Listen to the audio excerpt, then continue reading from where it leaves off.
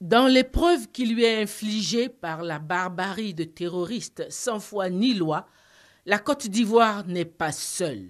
Ce mardi, soit 48 heures après l'attaque de Grand Bassam, les présidents Faure et Sozimna Gnassingbé du Togo et Boni Yahi du Bénin sont arrivés à Abidjan pour être aux côtés de leur aîné et frère, le président de la République Alassane Ouattara, ainsi qu'aux côtés du peuple ivoirien.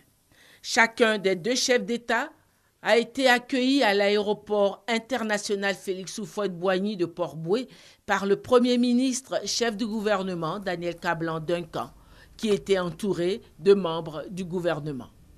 En route pour le palais présidentiel, sur leur passage, une population abidjanaise visiblement encore sous le choc, mais qui apprécie à sa juste valeur cet élan de fraternité et de solidarité africaine. Au palais présidentiel, les deux chefs d'État ont été accueillis chacun à son arrivée par le président de la République Alassane Ouattara. Après un long échange au cours duquel le président de la République leur a donné les nouvelles sur l'acte terroriste perpétré à Grand Bassam, les présidents Faure Gnassingbé et Boni Yahi ont exprimé leurs condoléances et leur solidarité à leur homologue ivoirien et au peuple de Côte d'Ivoire. Je voudrais commencer par dire ma vive réprobation et ma forte condamnation de cet acte effroyable qui vient de frapper un pays frère, un pays qui a une tradition d'accueil et d'hospitalité pour tous les autres États de la sous-région. En ces moments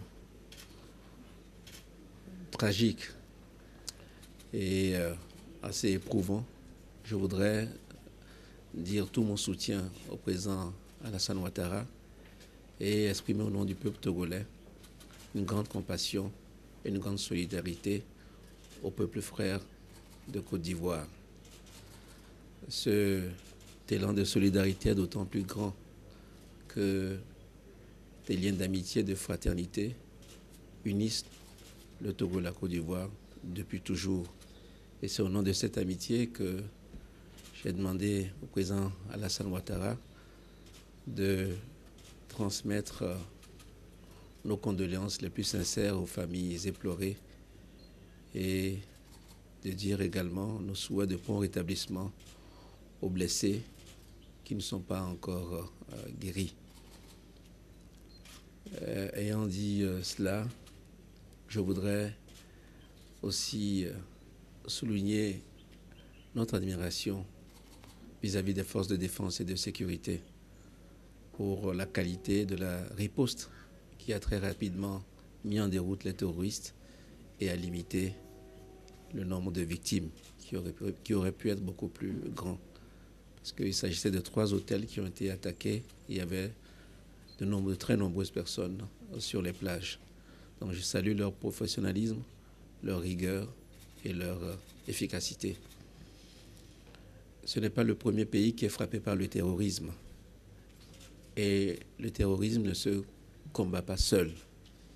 Il y a des réponses nationales qui ont leur importance, mais elles doivent être complétées, amplifiées par une réponse régionale et même internationale. Nous croyons qu'autour du président Alassane Ouattara et dans un cadre approprié, nous allons pouvoir réfléchir à cette question-là. Parce que seul aucun pays ne peut vaincre le terrorisme.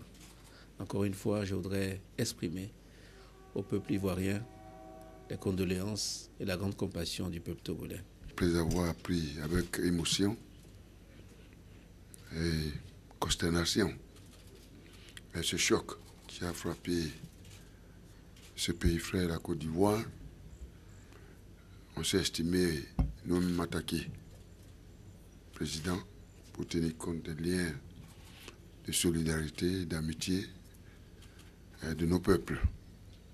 Le peuple béninois, le peuple ivoirien, naturellement, tous nos peuples dans la sous-région. Donc nous sommes ici, Monsieur le Président, non seulement pour vous présenter à vous-même,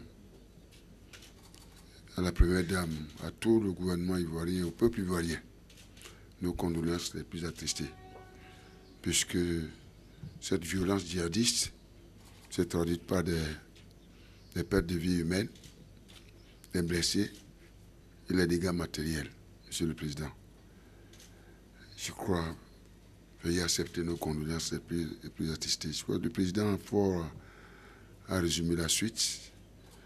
Nous sommes ici pour vous dire qu'en réalité, non seulement ce qui concerne la Côte d'Ivoire nous concerne, et comme nous l'avons fait également à l'occasion de cette crise terroriste qui a frappé les pays de la sous-région comme le Mali, le Burkina, et aujourd'hui, c'est ce beau et grand pays que vous êtes en train de construire et consolider. Après des moments difficiles, Monsieur le Président, grâce à votre leadership.